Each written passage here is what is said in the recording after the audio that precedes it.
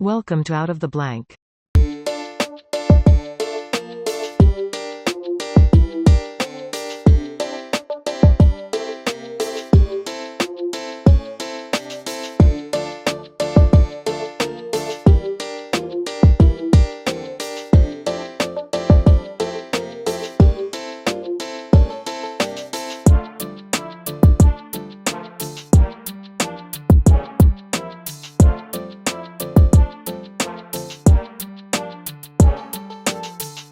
Welcome to another episode of Out of the Blank podcast. Mr. Tunheim, it's a pleasure to have you on the show. Could you please introduce yourself to everyone out there listening? Sure. I am John Tunheim. I'm a United States District Court judge, for 7 years, the chief judge of my district in the District of Minnesota. I've been a judge for 27 years and federal district court judge. Now, I came across your work for the Assassination Records Review Board. I'm just curious, when it comes to the Kennedy assassination, it's been a topic that I've talked about for the past couple of months, literally, and everyone in my family's probably told me to shut up about it by now. But I'm just curious to how you got where were you when it first happened? How you got interested into the assassination, and then leading into being asked to be a part of the Assassination Records Review Board. Well, I was a fifth grader at the time it happened, 10 years old. And I remember that day very well. The shock of it all was just almost unbearable. I remember the day, the weekend, and watching the funeral proceedings and everything that happened thereafter. I was not someone who studied the assassination in any great detail because the books, started coming, and right after the Warren Commission report was done in September of 1964. I had attended a lecture in college, and that's really about it. So I was a little. It's interesting that here's the rationale on the review board. Because when the idea was proposed by members of the Senate and the House, primarily the Senate, after Oliver Stone's movie JFK, President Bush, H.W. Bush, who was a former CIA director, was very much opposed to the idea because he felt it was unconstitutional. It would be an infringement on the president's power to declassify records. So the Senate, which was driving the bill, put in provisions for organizations to make recommendations to the president on who to appoint to the board. Two historical associations, an archival association, and the American Bar Association, with one individual left to the president's, pure discretion. President Bush, who insisted he would not sign the bill, signed it with 10 days before the 1992 election. He was behind. It had become an issue in the campaign, with Clinton strongly supporting the bill. So he signed it, but he ignored the provisions that required him to make appointments within 30 days.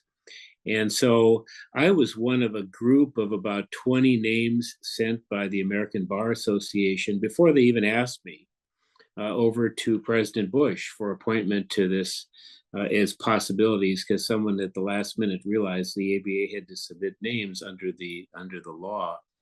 When I heard about it, I sort of laughed because I didn't think that President Bush would appoint me to anything. It wouldn't take long to find that I'd been a delegate to the 1992 Democratic National Convention. And then the issue went away. I didn't think anything more of it until the following spring, when I walked into my office one day and found a stack of disclosure materials on my desk. I was the Deputy Attorney General in Minnesota at the time. And it was all this stuff that had to be returned quickly to the White House. So I called a friend at the White House and said, "What's this all about?" They said, "Well, it's something about the Kennedy assassination." And then I remembered the ABA call the prior fall. So it turned out that the same list of names had been sent over. I was recognized by the people in the White House, some of whom I knew from the campaign. And so they asked if I would do it, and the board elected me as the chair when we got our work underway. So that's how it happened. But I did admit to the president, I didn't really know that much about the assassination, that I remembered it, that I was interested in it, but it was not a subject that I had spent a lot of time with. And he said that was just fine with him because he didn't want someone who thought he knew exactly what happened running this review board, which was a declassification board, and with all the remaining records that weren't that were still classified. Oliver Stone had submitted a list of names to the White House, but President Clinton apparently ignored those names. I don't think I was on Oliver's list, although I do think he's a terrific filmmaker. When it comes to, I mean, there was no interest in the assassination until I guess you kind of accidentally signed up for it, and then you come into work one day and there's these documents on your desk. That's essentially it. Now, when it comes to getting an interest after looking through some of those documents, I mean, you had to start getting I mean, did you agree with the official story when it was released? Well, like many Americans, I didn't know what to believe. There are so many versions and so many ideas, some based on facts, some not based on fact, some based on conjecture, a lot of filling in the blanks where there are blanks, and there certainly are blanks in this story. I approached it with open mind. If someone said that such and such document might be related to the assassination, even though it seemed a little bit far-fetched to me, hey, we'll go get the documents, we'll declassify it. The goal of the Assassination Records Review Board was not to tell the American public exactly what happened. It was to find all the remaining documents that had been sealed and release as much as possible so people could read them, and researchers could work on them, new books could be written, and people could decide for themselves what happened, because we weren't about to tell people what happened. It was up to them.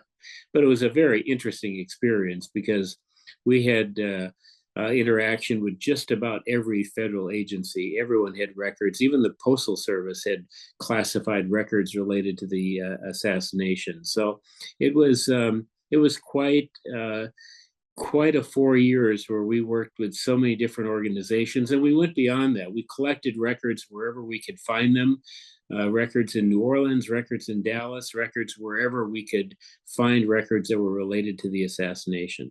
How did you know where to look? I mean, if you're talking about the post office even had records, it seems like every time I'm coming across a JFK document, there's so many out there. I'm like, how is there more? And you just keep coming across more and more and more. And from I got to look through Harold Weisberg's archives, Malcolm Blunt's archives, and just so many different archives. The National Library as well too, which has them.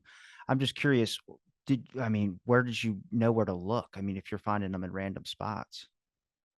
Well, we did a lot of outreach to the public to make sure that they knew that we were working on finding records. We held public hearings. We had public hearings in New Orleans, in Dallas, in Los Angeles, in Denver, in Boston, and several in Washington. I mean, we went around the country to try to make sure people knew what we were doing in case they had something sitting in the bottom of a closet that might be relevant, because we wanted to complete the biggest collection we possibly could of records related to the assassination. We had a staff of about 30. Many of whom worked very hard. They had a great interest in the assassination and did a lot of research on their own to try to find where documents might be.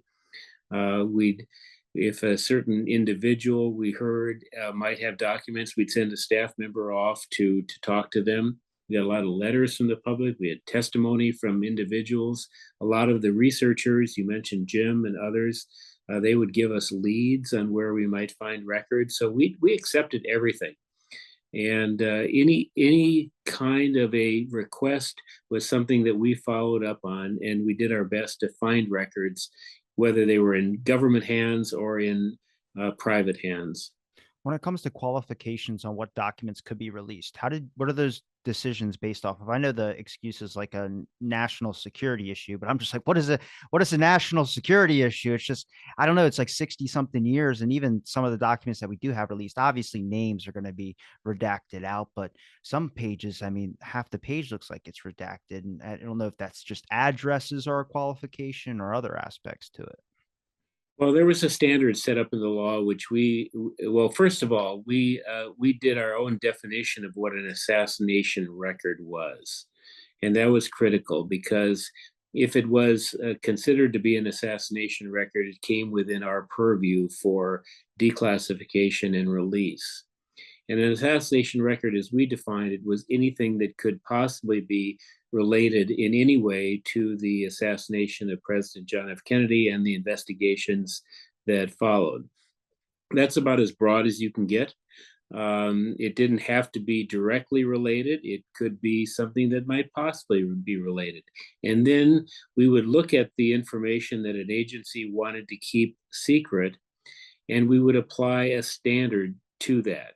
We had to find in favor of release unless the agency convinced us by clear and convincing evidence, which is a pretty high standard to apply. It's more than the standard that's applied in a civil case, less than applied in a criminal case, which is beyond a reasonable doubt.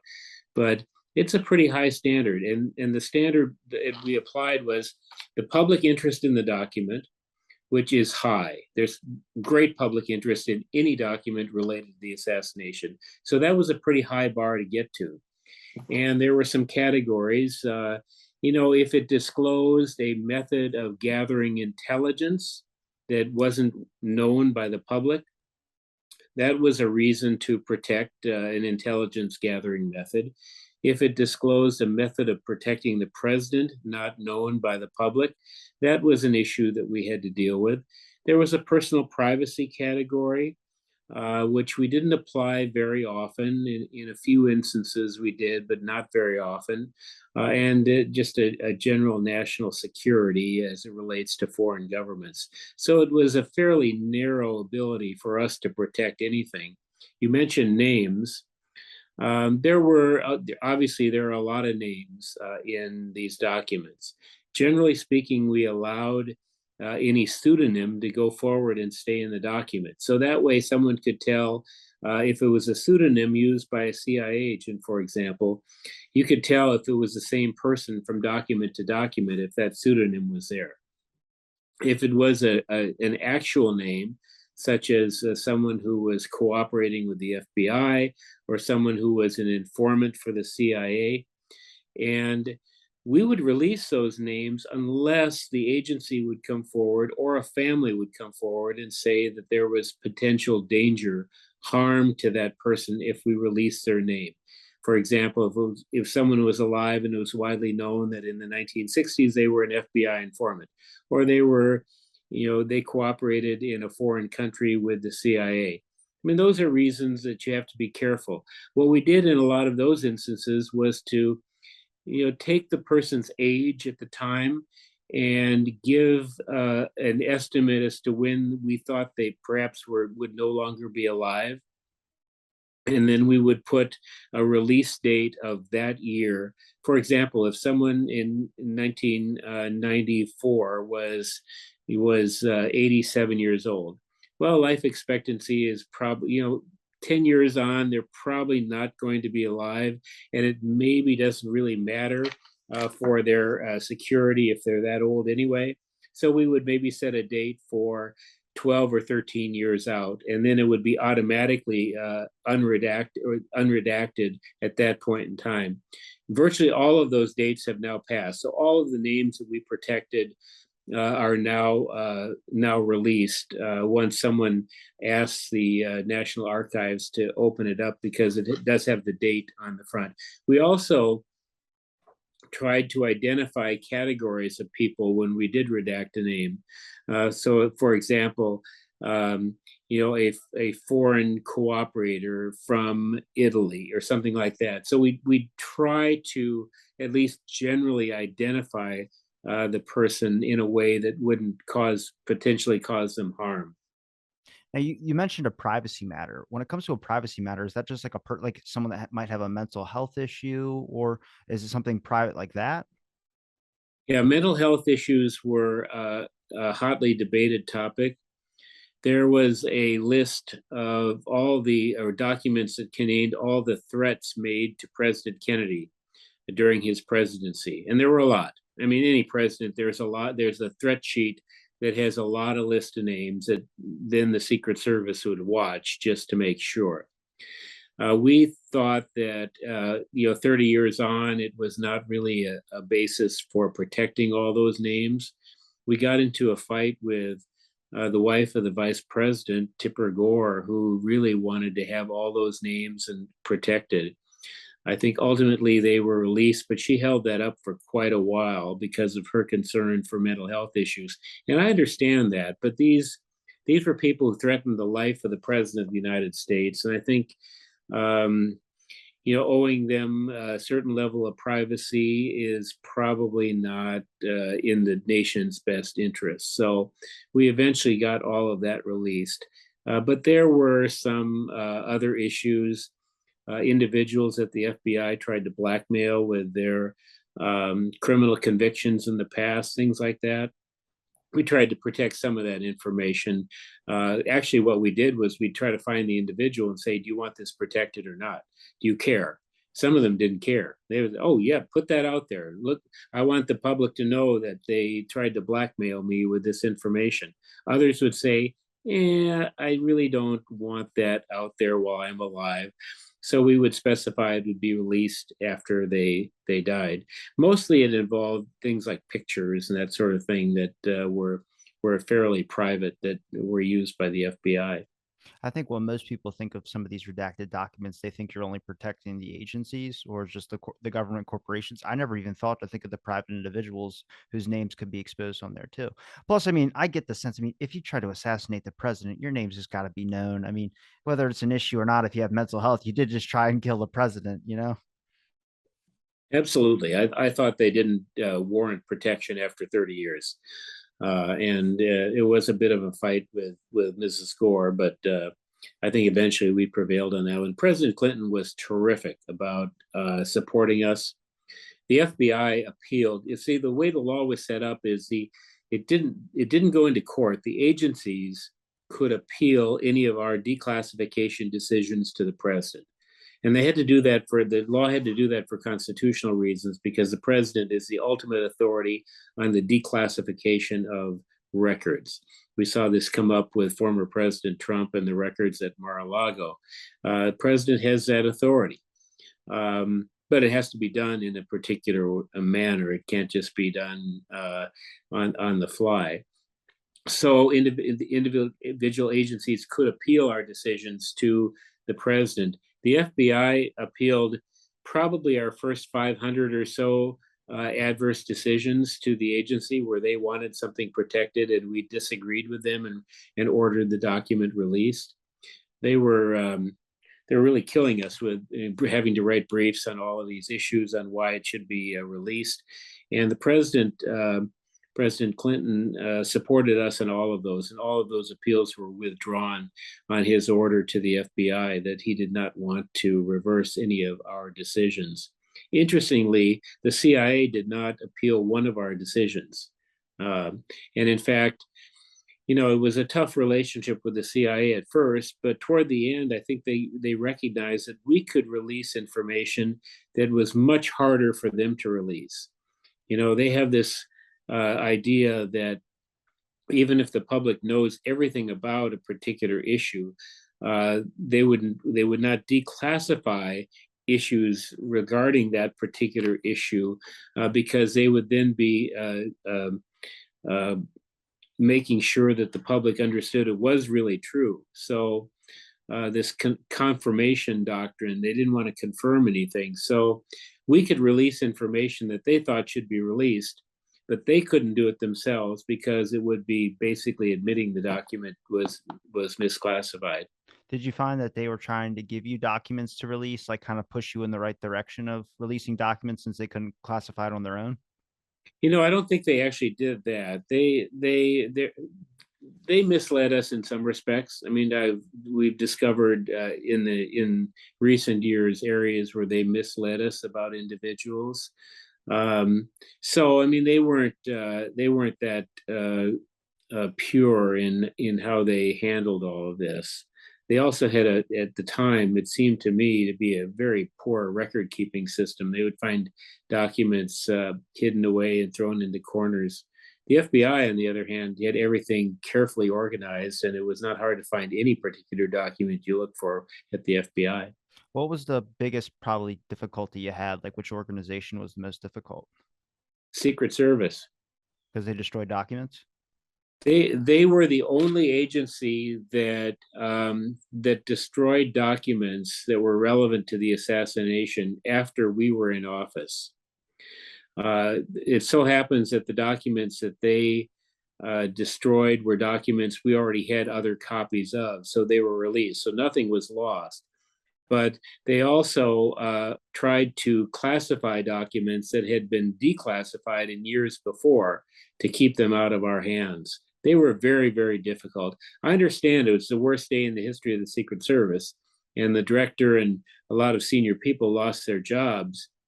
But at the same time, it was still 30 years after, and we needed to release information. So they were the most difficult by far. The State Department was not very helpful, and they were supposed to be very helpful because we were on the hunt for foreign documents as well. And they didn't help us out very much. We got more help from Vice President Gore with foreign documents than we did from the State Department. What was their excuse for destroying documents of Secret Service? You know, uh, people talk about a cover up on the assassination, and you've seen that word used a lot in the literature. If there was a cover up, it was a cover up by the agencies covering up their poor performance, covering up things that they did wrong, should have done better. For example, Oswald, by most accounts, took this trip to Mexico City 6 or 7 weeks before the assassination, visited both the Cuban and the Soviet embassies, seeking visas to return to the Soviet Union, but to go through Cuba. Both the FBI and the CIA knew all about that because they were listening in on his conversations at the embassies with embassy officials. They had bugged the embassies separately since they never worked together during that era, and listened to that. So they knew that this guy was up to something.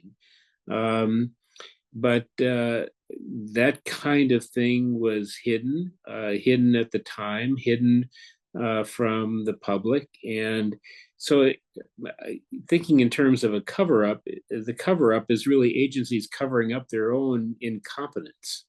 And that I think applies to the Secret Service as well, although there were intensive investigations into what went wrong that day in the Secret Service. There were agents that performed heroically that day, but the organization itself did not have a very good plan for that sad day in Dallas.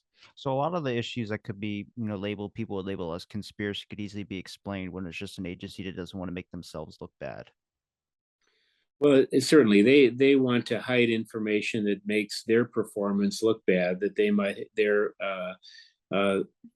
actions might have contributed in some way to the assassination of a president. I understand how serious that is, but we protected way too much material about the assassination. This is an important subject: the assassination, the killing in broad daylight of an American president. And in my view, everything should be released so that the public knows everything the government knows. And there really is no reason whatsoever, at least at this point in time, to continue to protect any information at all. How difficult was it for you just with all the pressure that, the general public wants to see all these records get released and most people are thinking that there's a conspiracy behind it, and also pressure from the agencies as well too? We had the power, so the agencies had to deal with us. They were required by law to supply all classified records or classified information, even information that had like a redaction or two. It all had to be presented to us for our review and decisions. That's the Assassination Records Review Board. We were to review all those records and decide what should be declassified right away, what could be declassified later, and what should be protected. We didn't protect very much, but I can't say for sure that all agencies gave us every record. we got a lot of information. We made over 27,000 individual decisions on information to be protected or released, and there were over 33,000 what we called consent releases. That was the agency originally requesting information to be protected. After seeing our earlier decisions, they gave up and decided to release the information themselves. So this is a lot of information that was still out there protected at the time we took over. So this was a worthwhile effort and really the best way to take a particular category of records and get them released quickly. If the agencies would have been in charge of releasing all of this, I'm not sure what percentage would be released right now. We found that the CIA, in their collection of earlier records, even before they existed, there were records dating back from the early part of the 20th century that were still classified. So when they would have gotten to this in their normal order of release, especially when there's a motivation to protect an agency's poor performance or poor investigation, I'm not sure we ever would have seen a lot of these records. Now, when you guys first started out, how many documents did you have a total number to go through? Well, it's hard to classify the number of documents, and a lot of documents that were there that were multiple copies because agencies had copies of records from other agencies. I estimate that I read probably somewhere over 300,000 pages in going through material that needed to be released. And as I said, we made 27,000, a little over that, separate decisions that the board actually voted on release. And I think the collection now at the National Archives, where we put all of our materials and everything that we collected from local sources, is close to 6 million pages. So there's a lot of stuff there. When it comes to documents that you went through, which one was an important one to you, or important reveal, I would say? Well, I mean, I think that it was the most important document that we reviewed and released in full was the CIA, or actually the House Select Committee on Assassinations report on Oswald's trip to Mexico City. It was called the Lopez Report. It had been released in part, but there was a lot of stuff that hadn't been released. And we released the entire document. We did not protect anything in that document. And I think that was probably most important because there's so many questions swirl about that trip. Some argue it wasn't him, it was an imposter, it was someone else. I personally think it was indeed Oswald. And he had something in mind that he was going to do. I don't think it necessarily was killing President Kennedy, but he was under investigation for firing into through the front window, narrowly missing a retired right-wing general General Walker. in Dallas, and he was being followed by the FBI because they were investigating him for that. Maybe he was thinking of doing that. It's clear he had something on his mind, and he was a virulent pro-communist guy, and anyone that was an anti-communist was someone that he despised and hated. Yeah, that Mexico trip is one I have no clue if he was there or not. Most people have pictures of their vacation trip, but apparently I just remember seeing a message from J. Edgar Hoover saying it wasn't Oswald that was in Mexico. But then I've heard back and forth like he was there at a different time, and it just makes it even more complicated. When you're dealing with other governments like Mexico or like Cuba, I mean, you have to call them about releasing certain documents, right? If they're involved in there. Well, it depends on. For example, there was a document that we redacted that was an investigation done by the Swiss Federal Police into whether Oswald, after he had left America and was on his way to defect to the Soviet Union in 1959, he'd written his mother and said that he was going to school at a college in Switzerland, and the FBI, who was tracking him at the time, asked the Swiss Federal Police to investigate. And that document was just about entirely classified. I mean, the body of the document was completely redacted. The top wasn't. It was a report from the legat in the FBI at the Paris embassy to J. Edgar Hoover, and it had Hoover's initials at the bottom, indicating that he read them. And then the subject was Lee Harvey Oswald, Internal Security. Now you can imagine how everyone wanted to get their hands on that. This is 4 years before the assassination. J. Edgar Hoover is reading about Oswald, so obviously something there. Turned out it was just simply the result of the investigation into whether Oswald was at this so-called Albert Schweitzer College. The answer in the document was no, and there is no such college. And so the Swiss had objected to any release of that. And so I went to see the Swiss ambassador to the United States. I showed him the document. He said, "Hey, what's with this? Why can't we release this?" And he agreed, "It's fine with us. You can release it, but just don't release the name of the officer who did the investigation because he'll be harassed." So that document was released in full, except for the name of the Swiss federal policeman who did this fairly minimal search for Oswald in the fall of 1959. So, sometimes you had to talk to foreign governments. Sometimes it really wasn't necessary. I mean, the Lopez report, we didn't talk with Mexico about that. We didn't feel that was necessary. That was an American investigatory document. It didn't disclose anything that the Mexicans had done. So we didn't feel a need to do that. And generally speaking, we consulted with the State Department as to whether a foreign authority needed to be talked with.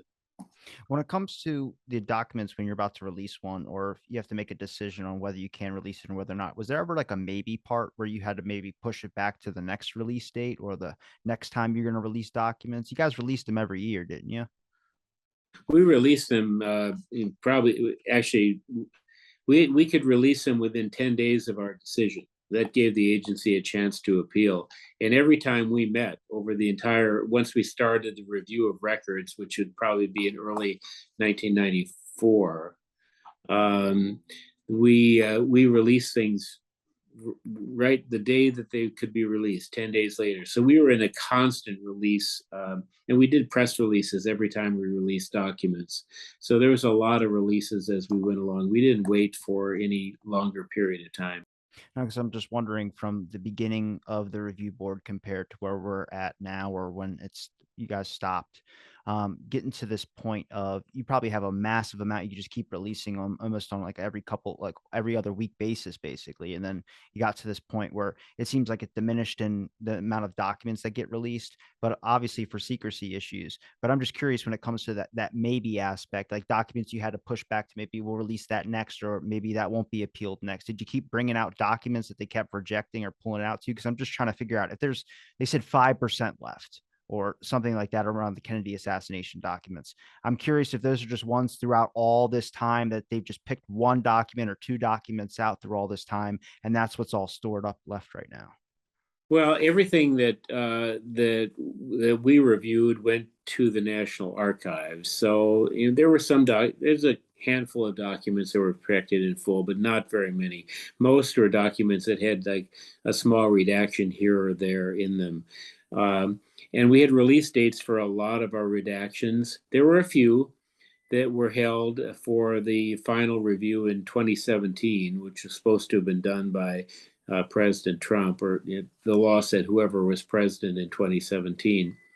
And there are additional documents that have been found in the years since that have redactions on them that were sent to the National Archives because they were assassination records.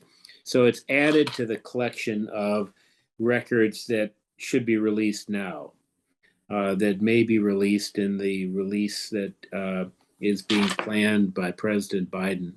I mean, my view is that there's nothing that should be protected anymore.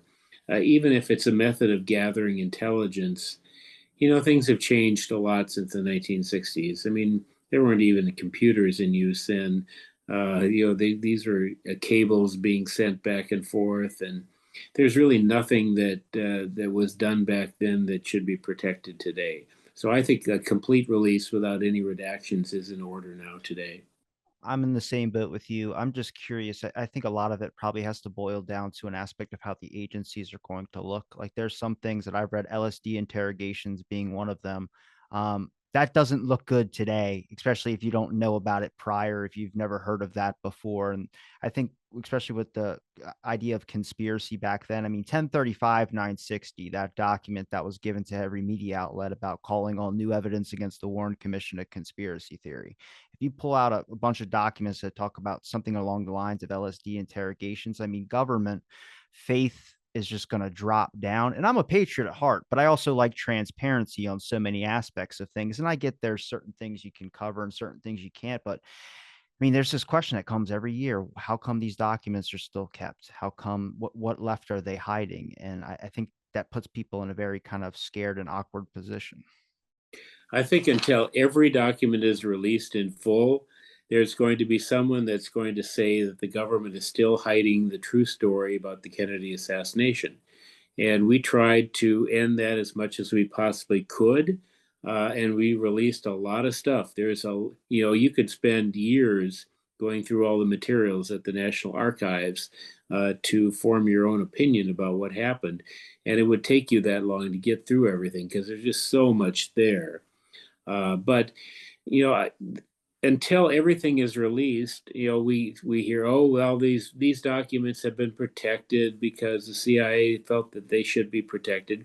Well, what the CIA is doing is applying their standard to the records, and their standard is, well, even if the public knows this, if we allow the document to be released, it's going to be confirmation that the document is true, and we don't want to do that. We don't care if the public knows something, but we don't want to confirm it, and therefore there's always that deniability.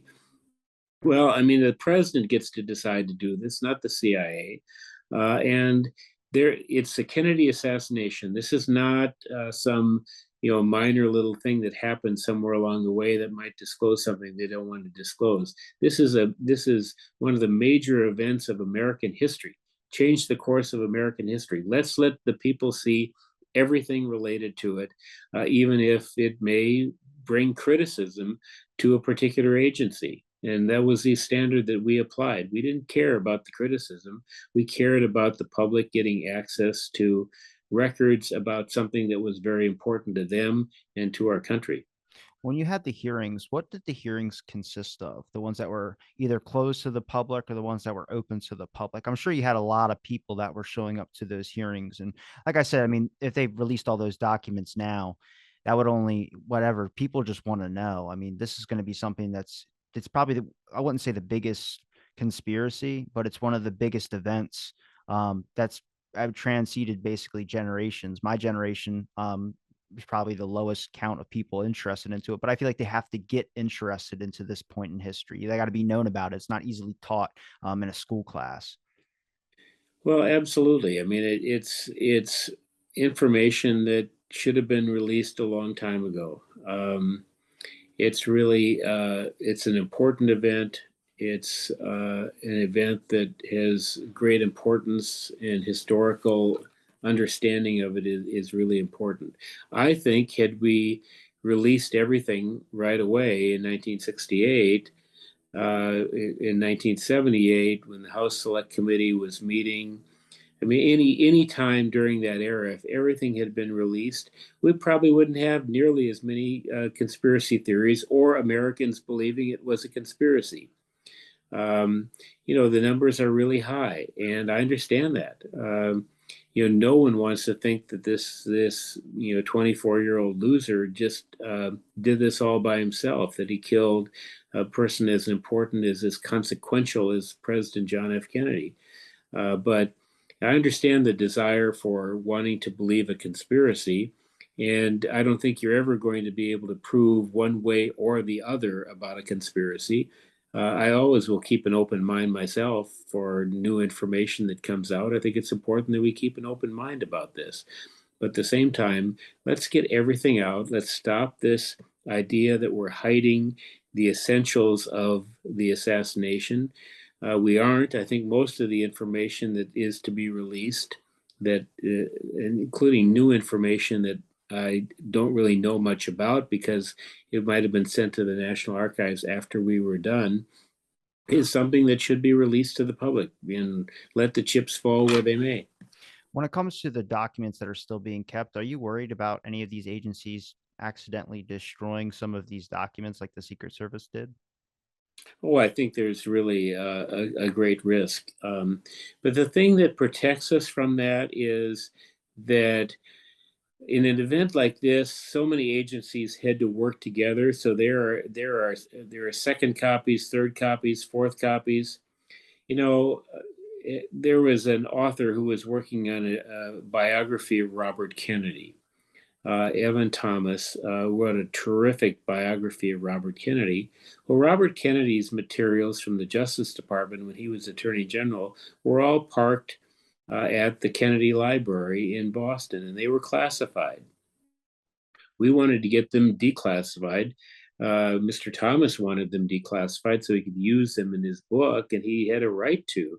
So, I mean, we had meetings with the library and said, well, you know, other agencies own these records. We just have copies of all these things, like the Department of Justice, the Department of State, the CIA. Okay, I had to bring someone from every one of those agencies, a declassifier, up there to look through all these materials, and much of it got released, and Mr. Thomas could use it. But that's the problem you run into is you may destroy a record thinking that you've gotten rid of some evidence that you don't want the public to see. Chances are another agency has a copy of that record in their files, or there's a copy of it somewhere at the National Archives.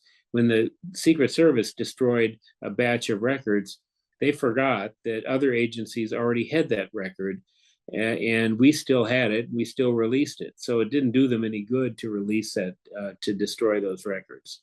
I mentioned earlier about one thing that you came across that you were able to disclose that was important. I want to ask about one thing that you were either confused or kind of maybe turned off by, disgusted, I would say. I don't know what a good word for it to be, but just something that you learned that necessarily didn't feel good about through all the disclosure. Well, we just had an open mind about everything. I mean, the one thing that I'm very irritated about is the CIA misled us about a person, uh, a a guy named George Joannides. He was he was a Greek citizen who worked with the Office of Strategic Services, the forerunner to the CIA during World War II. And he, as a result, was brought over here to the United States, became an American citizen and a CIA agent. Um, he was described to us as the public relations person who worked with the House Select Committee on Assassinations on behalf of the CIA. And he did do that. That was one of his jobs. He was the go-between between the HSCA and the CIA. What they did not disclose, and we had his personnel file, and so we thought that he wasn't relevant really to anything. What they didn't disclose to us, and what we found out later through the work of a really good reporter, Jeff Morley, was that he was actually in charge of some of the training of the anti-Castro Cubans who were part of the Bay of Pigs, the JM Wave station in Miami, obviously making him a critical person that we would have released that file in an instant had we known that. So they misled us as to who he was. Now, they could have misled us on other matters as well. I don't know. We did our best. We caught them at various things. Most of the time, they were pretty easy to deal with. They were easy to deal with, and wanted to get things released. But once in a while, they repeated this fabrication that this guy was a nobody. He was a kind of a functionary, which is what they told the HSCA as well. And they were fooled by the CIA as well, and they kept this charade up 20 years later when we were working. So there's an example of something where we were misled clearly by the CIA, and his file, which is still protected, should be released in full. Do you believe that Oswald was an intelligence agent? I don't think he was an intelligence agent. Um, he may have participated in passing along intelligence information. That part of it is hard to really figure out. I mean, he had enough contacts, and he's obviously spent time, quite a bit of time, in the Soviet Union, it's entirely likely that he would have been asked about things when he returned to the United States. There's no record of that, but I don't think he was officially an intelligence agent. He was too unstable for that. I came across a document from I don't know, I don't think it's the ARB. It's from a Research and Review Board, which is the title of the document. And they were, I guess it was to the CIA, and it asked about a debrief by an agent Demenslia about Oswald that fit his description somewhere 1950, whatever radio factory in Minsk was this person's profile. And the CIA sent a document back saying we have no debrief on this person Oswald or this characteristic of this person. Then there's an interview with Dementia, and they go, well, this agent, here's his statement. They send it back, and they go, oh, we didn't classify this as a debrief, so here's the file. And Agent Dementia says, that was a debrief. I know what a debrief is. And I'm like, they're not lying to you. You asked for a debrief, but if they don't classify it as a debrief, then they don't have to give you the document. It's kind of like the Freedom of Information Act. If you get all the dates right, you get all the timing right, and they'll give it to you. But if you just ask like a vague description in the months of January to December, did you happen to like, they're not going to give it to you because you're not more detailed in your response. Yeah, the difference with us was they were required by law to submit all these records to us. They had researchers who were essentially retired CIA agents doing this work and presenting the information to us.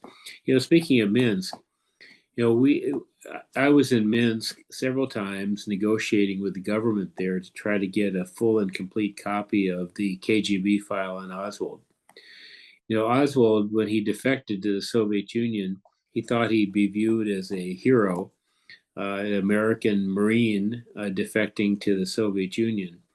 The KGB didn't know what to think about him. They investigated. They thought, well, maybe since he's a former Marine, he could bring us some good information, or maybe he was sent by the Marines or from some government agency to spy on us, or maybe he's just a strange guy, just a kook. And they decided he was a strange guy, just a kook, and they tried to send him out of the country, to deport him. He allegedly tried to commit suicide, slit his wrists, and they decided to let him stay, and they sent him to Minsk, get him as far away from Moscow as possible. And Minsk was 400 miles away. Gave him a job, and everybody who dealt with him was required to report to their KGB handler at the end of the day. And there's a stack of records about 5 feet high, disk files piled on top of each other, that has a detailed account of everything he did in Minsk. A lot of it was read to me when I was there. I thought I had a deal with them to pay them for copying charges, a significant amount of money for copying charges, and to have a copy of all the documents taken back to America for our files. The government people in Belarus were interested in this. I think it was stopped by President Lukashenko. I someday hopefully will get these documents. The author Norman Mailer got better access than we did, but he was in there earlier at a much earlier time than we were able to get over there to try to negotiate with them.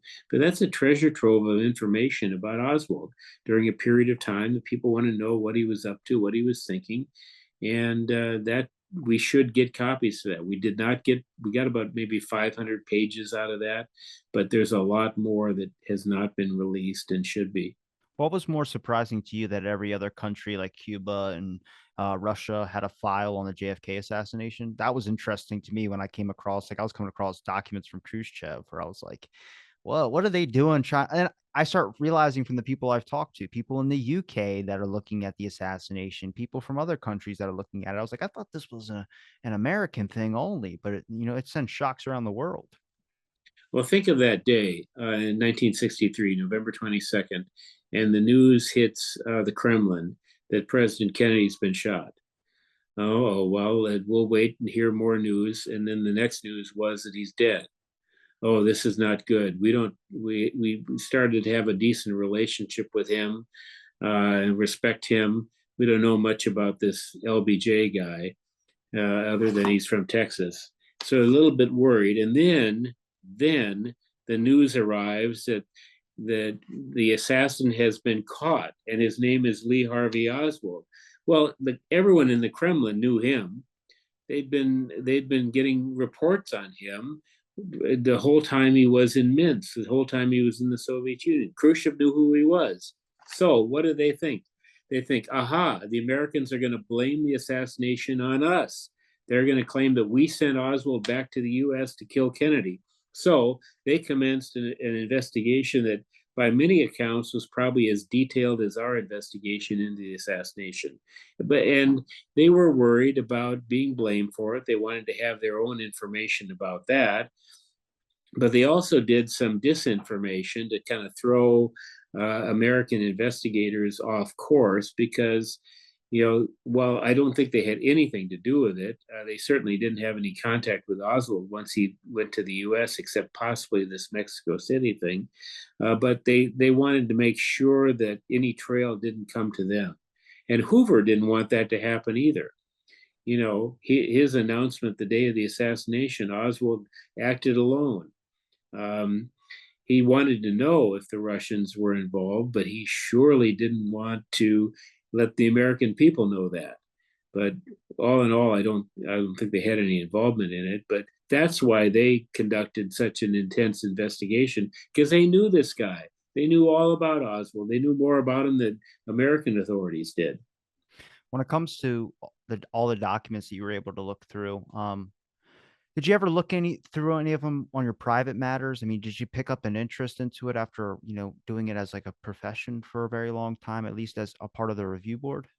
Well, I've kept track of a lot of the authors. A lot of them will call me and ask about various things, and I'm happy to help. And documents that should have been handed over to us that have been found later, I hear about that. I've been part of efforts to strongly encourage the president to release everything and get everything out there. So I've kept track of it. Haven't written anything really about it. There's so much written already. I'm not sure I can add too much to all of that. But at the same time, I've spent a good 4 years working on a lot of these records, so I know it pretty well.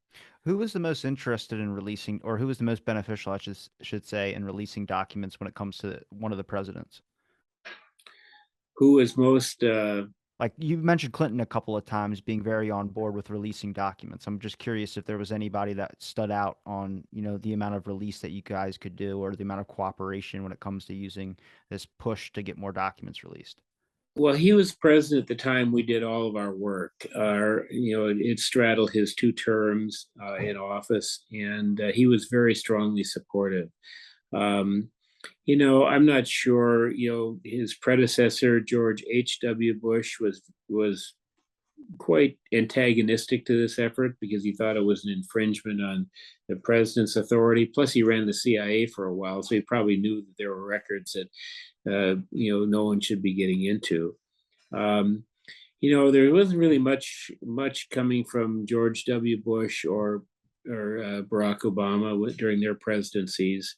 President Trump proudly announced he was going to release everything and then didn't.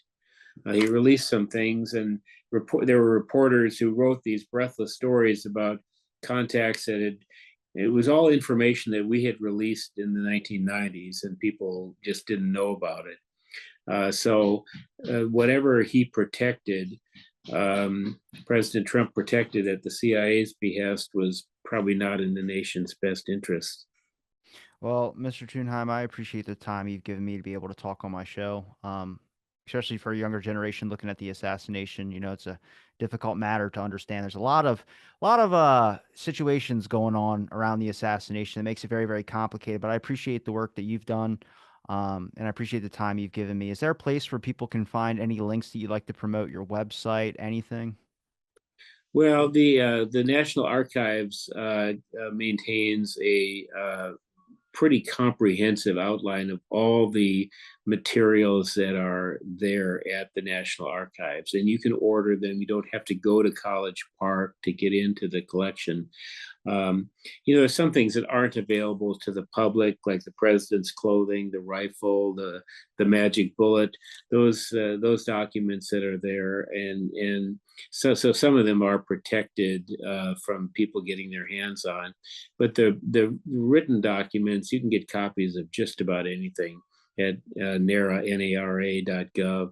And I encourage people, if they're interested, to just spend time looking at the outline and ordering documents that they want, because they have just as much a right as I do to see them now. Well, I appreciate the time, and thanks everybody for listening to this episode of Out of the Blank. Stay tuned for next episode.